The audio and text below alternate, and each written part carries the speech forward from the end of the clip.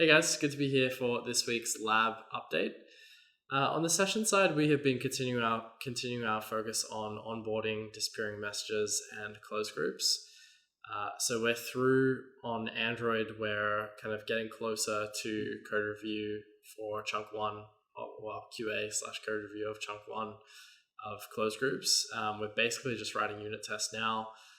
I know I said disappearing messages was hung up last week on a disappear after read issue. That issue seems to have been resolved now, and we're just waiting for a final kind of part of the code review there to be responded to, and then we should be able to get disappearing messages from Android into QA. So that's looking really good. On iOS, one of our developers is on holiday right now, so we're just working through with one developer on chunk one of closed groups, which is going really nicely.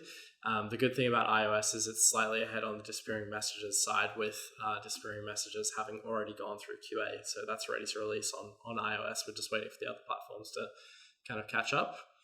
On desktop, disappearing messages is in code review. I think I said that last week. There's a lot of tests being written, unit tests right now for disappearing messages. And I think the code review was just finished today, and I think one of our developers will be responding to that now, making any of the suggestions that came up there, which is fantastic. And we're also working on closed groups chunk one on desktop as well, and that's moving along nicely in the unit test phase as well. So session as a whole moving forward really nicely. And once disappearing messages is done, the next focus will be on onboarding. So that'll be the next thing that we work on there. On Oxen Core, we're still working on the Merkle tree implementation. So that's basically to prove your account balance on the Oxen work chain to the EVM chain. We had a slight hiccup this week on the Merkle proof kind of integration, in that we were not ordering them properly for like the EVM side of things when it was validating. Or the smart contract, when it's validating the Merkle proofs, expected them to be ordered in a certain way, and the C++ code that was writing producing the Merkle proof wasn't ordering them in that way. So we've resolved that now, and hopefully we'll be moving forward pretty quickly there. On the LokiNet side of things, the devs have told me that they are seeing the light at the end of the tunnel. So big refactor going on internally there with the wire protocol, and also moving a lot of the logic that was in LokiNet into LibQuick, and taking out a bunch of stuff in LokiNet that wasn't really being used as well. So yeah, we're getting down to brass tacks on that side of things, and hopefully we will be at the stage where we can actually start internally testing all of the work that we've put into LokiNet over the last couple of months to make it a lot better very soon.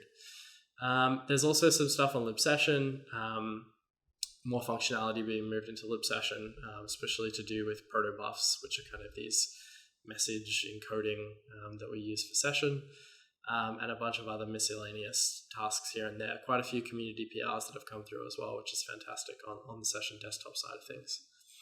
I think that just about wraps us up for this week, but fantastic week, and I'll see you again next week. Thanks guys, bye-bye. Hey everybody, I'm going to be subbing in for Josh today. It's been a little while since I did one of these. I've got a bit of a runny nose, but the show must go on, so let's get into it. So last week we did the transition for the YouTube across to SessionTV. If you're watching this video right now, you're watching it on the SessionTV YouTube channel.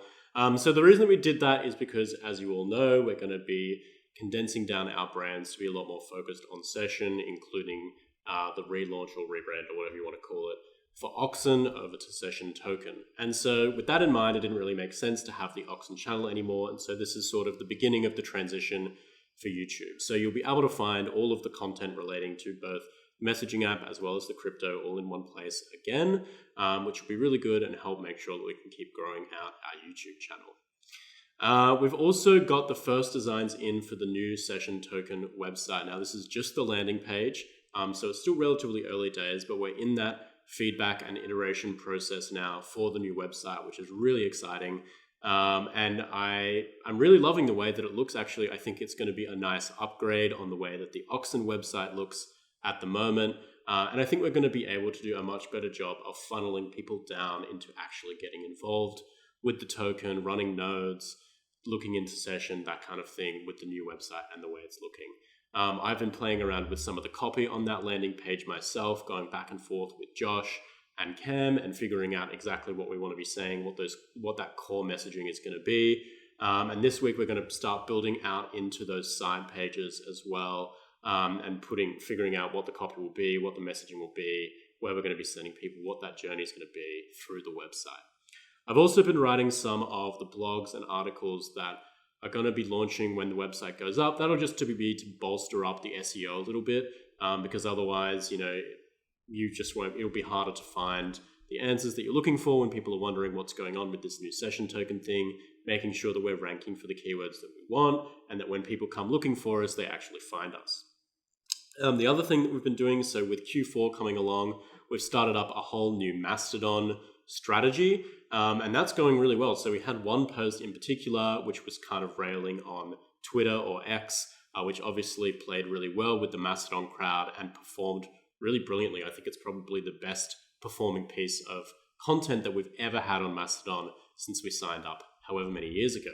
And with that, we've also, in the first 2 weeks of the quarter, we've already hit 20% of our follower goal for the entire quarter. So we're well on track there to really be kicking those goals with Mastodon, which is cool to see that this alternative platform is working out really well for us. Obviously, when all of the Twitter API changes happened a few months ago, we used to cross-post onto Mastodon. That broke, but now we've got a specific plan for Mastodon itself, and the early signs are really, really positive. We also did a bit of an audit of our help desk for Session to make sure that the information there is current, up to date, and helpful for people who are looking for assistance with Session.